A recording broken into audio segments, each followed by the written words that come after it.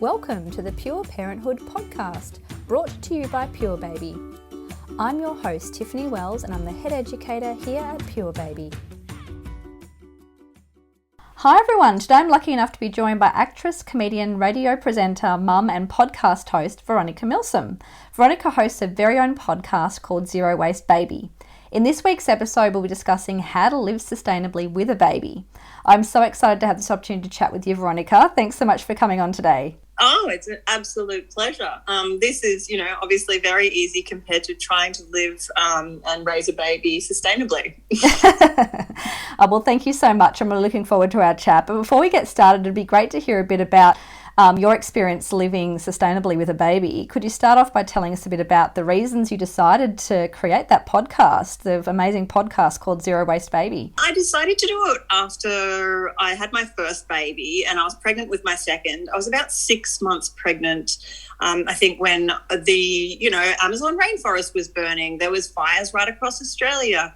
There was floods. Everything environmental seemed to be completely out of control, and there didn't feel like there was anything being done about climate change. And I looked over to my husband and I was like, why are we having another kid? This is crazy. And he was like, well, it's too late now. And I was like, I agree. I'm 6 months pregnant. And I said, well, maybe I should just try to do it raise a baby in the most sustainable way possible, and also just set a really good example for our future people. So that's what I endeavoured to do, and it's been tricky, but it's been super rewarding. Yeah, I can imagine. I think trying to do something like that would be so tricky because obviously there's so many products, so much to purchase, so much that a baby needs. So it must have been so challenging. I'm really looking forward to chatting with you about it today. How can someone really live, I guess, in the most eco-friendly way as a parent in today's world, and what does that actually mean? And how can we achieve this on a very basic level? Because I think what you've done is incredible, going zero waste, but just I guess if you could give us a bit of a tip on how to live as the most eco-friendly way that we can as a parent today. Yeah, I reckon you've hit the nail on the head by just saying eco-friendly. Like what I did going zero waste was too crazy. I don't recommend that. It's too tricky. But if you just do change a few things and make a few alternatives to decisions you are easy to make, like getting disposable wipes or something. If you change that out for flannel wipes that you wash instead of throwing out and getting a single use out of things, small little decisions like that make a big difference. But as you were saying before, there are so many things you need to buy for a baby. I mean, there really aren't many things you need to buy new for a baby. That's the big thing that I discovered. Like there's a couple of things that are a bit weird to get secondhand. Like dummies. I mean, you could probably have a secondhand dummy that does seem to have residual spit in it. But anyway, I've gone off on a tangent. But what I'm saying is that there's so many things that you can get secondhand that are just used for such a small time frame, whether that be like a bassinet, a change table, even just using someone's secondhand flannel wipes. Like you could do that. And it saves you a whole heap of money, and you just trawl Facebook Marketplace and there's so many people wanting to get rid of great stuff. I mean, I've got a lot of secondhand stuff myself from my children, so I can totally agree with you on that one. I think it's so great to be looking for those alternatives and trying to reuse rather than buy everything new for sure. And it can be tricky though to know what you can and can't buy.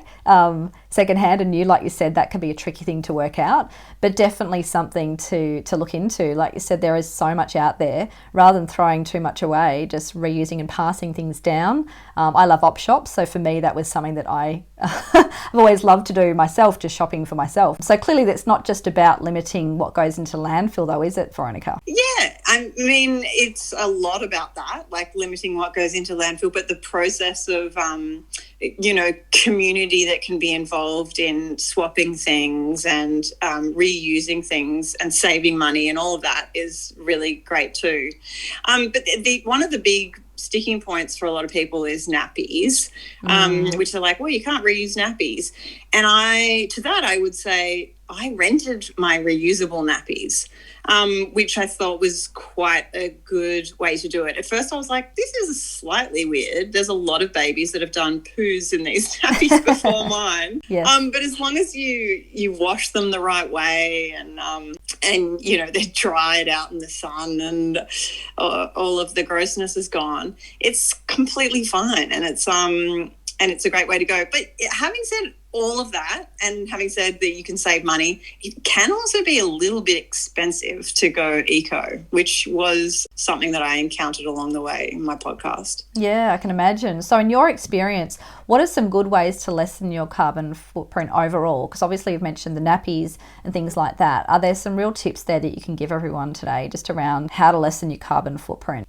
Well, on the nappies, I mean, you can use reusable nappies, as I said, and but you need to wash them at a high temperature. It takes a lot of energy. Preferably dry them in the sun and not in the dryer, because dryers use a lot of energy, making your carbon footprint bigger. One thing I tried was elimination communication. I don't know if you've heard of that, but it's basically where you go nappy free. You try to toilet train your baby from like the first couple of weeks after their birth. And you do that through like making click and whistle noises that act as cues for, it's like training a dog essentially, that indicate to your baby when they should do a wee and where. It remarkably works for some people. I didn't have a heap of success with it, but I blame my baby and not me. That's amazing. Just to think about doing something like that is quite incredible. It would take a lot of patience and commitment, I can imagine. Oh, yeah. And it also, like, the thing that I realised about it is that you kind of can't go out to a cafe, and, like, you really have to be homebound a lot in the beginning because you need to be, like, near a sink where baby can wee over, or a potty, or a piece of Tupperware or whatever. So the training days with your baby initially mean that being home a lot works, which really should have worked for me because I was in lockdown. But anyway, it didn't. And again, I blame the baby. Yeah. But they're great bits of advice to look into, I guess, and to consider all those different things, like you said, reusable nappies, and trying to have maybe nappy free time as much as you can. But of course, we need to find ways in which we can find a balance, I guess, too, though, because putting too much pressure on yourself as a parent is never good, and it's so hard to find that balance at the best of times. So I guess finding that would be a tricky thing for a lot of people. Oh, yeah. Yeah, that's right. You can't put too much pressure on yourself. If you can just make a few changes to eco alternatives, then that's great. I mean, at the end of the day, it is the hardest job in the world, and you just can't expect too much of yourself. Yeah. And actually the one real irony of me making this podcast is that so many nappy brands and stuff have reached out to me, and wipes brands, being like, hey, why don't you use ours?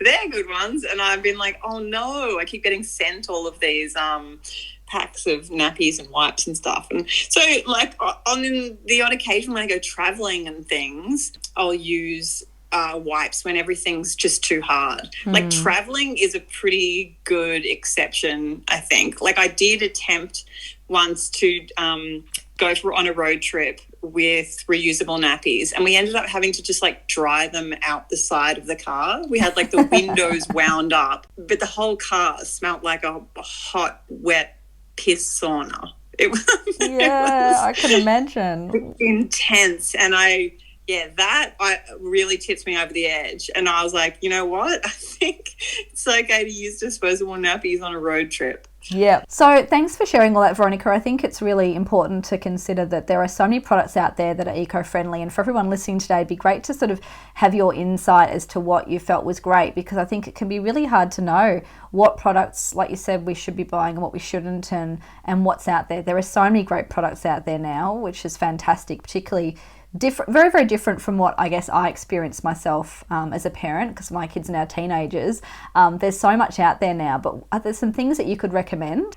Yeah, for sure. Like, as far as nappies go, disposable ones, I would recommend, like, bamboo is quite a good eco alternative. Also, the Eco Originals brand I found quite good. I liked Bambino Mio as a brand of reusable nappies, because they had Velcro and you didn't have to worry about any sort of snap clip things, and it was just all in one. There wasn't lots of little bits that you had to clean separately. as far as like, I went down a whole rabbit hole with creams at one point because I knew that I had to keep using nappy creams, but the plastic containers that they were in were causing a real issue for me trying to do zero waste. And so I was making my own creams, which I got taught how to do from an expert, which you could hear about on the podcast. And they were in all glass containers. But otherwise, flannel wipes I found online and bought those and reused them. Yeah. And then, but honestly, you can just use a flannel shirt and just rip it up. Like, I mean, that's a bit weird, but when you're trying desperate measures, when you're trying to go zero waste, that is certainly an option. Yeah. But otherwise, you know, there are lots of eco products out there, but the best products are the ones that you can just rent or borrow or get hand-me-downs rather than buy, because there's just enough stuff in the world. Yeah. No, I agree. And I think it is great to be able to, particularly when you have multiple children, to be able to hand down items. And if you have friends and family that can pass on products, that's such a great way to be able to make a difference, isn't it? Oh, totally. And even if you feel like you're the first of your friendship group or your family, which is the case for me, to have had a kid, there's just, Facebook Marketplace, there's so many people wanting to get rid of stuff. Yeah, and it's so great that there is that ability to find all these products now, whether it be, like you said, furniture, clothes, reusable nappies, reusable wipes, toys, all those sorts of things. There are just so many different ways. So when it comes to, I guess, toys, because again, toys is a massive thing. And as I remember when I had my first, you get given so much stuff and it is lovely. It's all coming from a great place. Are there some other things that you would recommend doing with children versus just having toys? You know, are there alternatives to toys to keep them entertained? Because I think, you know, you do get so much and you really don't need it. Oh, totally. But then, there is the guilt of like the kid going, why wouldn't I get all these cool toys that all my friends at daycare get? And yes. We go to the toy library, you'll find them there. Yeah. But it's also a tricky conversation to have with grandparents, because they're like, what? No, I'm getting your kid the cool toy that I found that lights up and says stuff, and you go, I guess we needed that, you know, Emma Wiggle ballet bar. Yeah. Sure, stick it in the room. But some of the great gift ideas that we found were things like adventures, you know, like giving a voucher to go on an adventure, or a babysitting night with, you know, their auntie where they get to do cooking, they make popcorn and watch a movie, and, you know, so things that involved adventures were quite good because they weren't about accumulating things.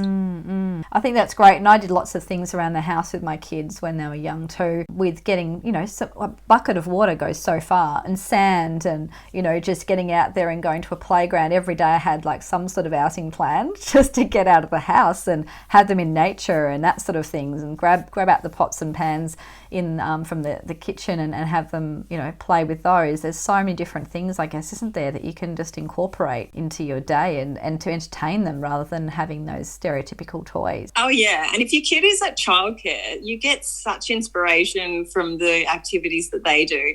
I was watching a video the other day where they'd made an entire obstacle course all around the tables and chairs where you had to like jump on one, go around another one. It was epic. The kids loved it. They played Eye of the Tiger the whole time. And it was just because it had been raining for like 3 weeks straight in Sydney where I live, and they were desperately trying to think of something to do. Yes. And I was almost brought to tears. I was like, I love these people and where they find their inspiration for just making anything an activity and anything fun. As long as you sell it right, that's what it's about with kids. So you think it's just like, hey, what we're going to do is go on an epic adventure. Follow me. And then, you know, you pretend that you're going past the monkeys. You've got to go under here. It's the swamp where the crocodiles are. Now let's do it again, but faster. Yeah, it's amazing how their imagination just gets carried away if you instill the right types of, you know, I guess ideas in their minds. So for sure, it's all about selling it, definitely. Oh, yeah. I mean, having said all this, I am shocking with screen time. Like my kids watch, TV every night before they go to bed, and they're obsessed with it, actually. Like I'm embarrassed by how much they're they're obsessed with it. So one of their favourite parts of the day is sitting in their jammies, cuddling together and watching Paw Patrol. Yeah. I'm like, how is this the best part of your day? They just love it. Yeah. Eating Nutrigrain from a cup. And it can be really tricky to weed out all the things that you think, like we've discussed earlier, you know, find that balance as a parent. You need to feel like you're doing your part because it makes you feel good and you want to do the right thing, but you've also got to have that time out for yourself and find a way to find some sort of balance in there. It is so tricky, and there's so much like parent guilt that comes into things all the time. So it's like you can't really escape that, can you? Oh, no way. Especially when your time out involves actually just vacuuming the lounge room or whatever. Yeah. And then I had such a flashback to a conversation that I've had a million times with my mum, where I was vacuuming the lounge room next to where the kids were watching TV, and they were like, "Hey, can you be quiet?" And I was like, "Are you serious?" And then I was like, "Oh my gosh, I've said that to my own mum a million times." Yeah, crazy. Well, I think with my kids too, I used to get them involved with cleaning and things. Of course, you know, to a degree because there's certain things they can't do. But I do remember my son wanting to grab the dustbuster. Like he thought it was like the most amazing toy, and so I'd get him to, you know, if there was a bit of something on the floor, get him to go grab the dustbuster, and he'd go crazy with it. And that was a really great way of keeping me entertained, but also getting some work done around the house. Well done. That's genius. I love that. Yeah. Because he was actually quite afraid of the large vacuum cleaner too, like the regular one I used for the rest of the house. So it was a good way to get that done and I guess not have him feel afraid as well. So that was something that I used to try to do as much as I could. And like you said, the cooking is a huge thing. Like getting them involved with cooking, they're learning such great skills as well. Yeah, I mean, it's like the easiest things are often just so gross though. My kids are obsessed with making jelly, which of course just involves jelly crystals and hot water and stirring. Yes. And I'm always like, oh no, please no more jelly in the fridge. And they're like, let's cook jelly. I'm like, it's not really cooking, but sure. Yeah. They end up just like sculling it like cordial. Yes. So when you did the Zero Waste Baby and you had to do so many different things to kind of fit in with trying to have just the least amount of waste as possible, what did you find was the easiest change to have made during that whole process that you think anyone could apply and do in their life? Absolutely the wipes. Like the wipes are just such huge offenders where it just adds so much to landfill, and it is such an easy swap out with something that you can then put in the washing machine. So, yeah, I mean, if that's possible, that would be great. Other things like mopping up hands and stuff doesn't need to be a paper towel. You don't need a disposable mat under your kid when you clean, you know, change their nappy. It's like things like that where you just take a moment and go, this is just not necessary, and there is such an easy swap. I remember the first time that I went to baby bunting with open eyes about eco-parenting, and there's an entire aisle called disposable items. And I was like, oh, my gosh, this is so shameless. Yeah. No one even sees a problem with this. And it's just all single-use items that don't need to exist where there are eco-alternatives. Yeah, I think the flannels and what you mentioned there is a really great one. How did you find, though, taking them out and about? Like you said, when you're travelling around, what would be your top tips there with kind of using those reusable flannels when you are out and about, and just having enough with you and then being able to get them home and clean them and that sort of thing? What would be your tips there? Honestly, I don't use them when I'm traveling. That's the only time I don't use them. And I use the Eco Original wipes, and I actually don't know if I think that they're supposed to be more biodegradable, but honestly, I think it's pretty hard to make wipes biodegradable, but especially it says biodegradable, but it takes a very, very, very long time for them to biodegrade. But yeah, I think I cheat quite a lot when I'm traveling. And then otherwise I try to do my best. Yeah. And I guess there's certain things that you've kept in place after finishing your time of going zero waste, which is incredible to have achieved. But what are the things that you've really stuck with, Veronica, that you've felt that you can do daily that's really easy? Avoiding squeezy packs of food, even though they're so tantalising to kids at the supermarket. They're like, I want that yellow one. It's got a picture of Elsa on it or whatever. Yes. Yogurt. And then you kind of think, oh, gosh, it would be so easy to just let them suck on it in the car on the way home. But I really try to avoid squeezy packs and lots of the single-use plastic that that food packaging comes in. So that is tough because a lot of them, like the muesli bars and things, but went through a big phase of making my own muesli bars, which is good too because you know what goes in them. We try to make them with honey and not sugar and dates and that kind of thing to supplement sweetness but not make them horribly bad for your kids. So yeah, homemaking snacks has been a really good takeaway that I've definitely kept going. Yeah, awesome. I think that is a really good one, and it's so, like you said, there's so much single-use plastic when it comes to food and things like that, particularly for kids, because it is so easy. But it is easy as well to make those things at home, and if you know what's going into it, because who knows what's in food today as well.